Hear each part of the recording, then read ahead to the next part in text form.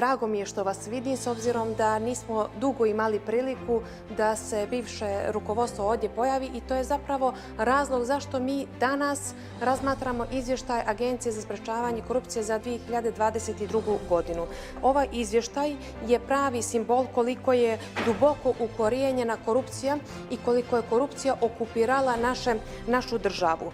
Ovaj izvještaj je pravi pokazatelj da bivše rukovodstvo nije imalo volje da se bori protiv korupcije, nije bilo transparentno i ono što je bilo kao zlatno pravilo, a to je selektivna pravda. Selektivna pravda je gora od bilo koje nepravde, selektivna pravda je gora od bezakonja. Ovaj izvještaj iz 2022. godine pod starim rukovodstvom, izabrani, bolje reći instaliranim od starog režima, zapravo pokazuje da su pozicionirali agenciju tako da je ona bila samo pozorište za političke igre.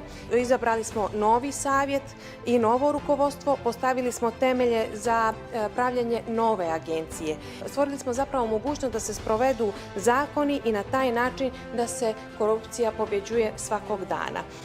Očekivanja građana su, i ne samo građana, nego i svih nas, su velika. I mi svi tražimo da nova agencija za sprečavanje korupcije se bori protiv korupcije i da to radi javno, pravedno i hrabro.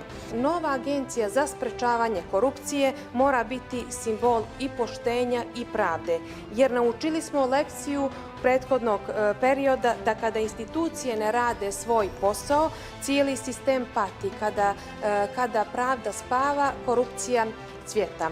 Pozivam sve poslanike i poslanice da ne prihvatimo ovaj izvještaj iz 2022. godine, jer u ovom periodu Agencija za sprečavanje korupcije nije služila svrsi svog postojanja.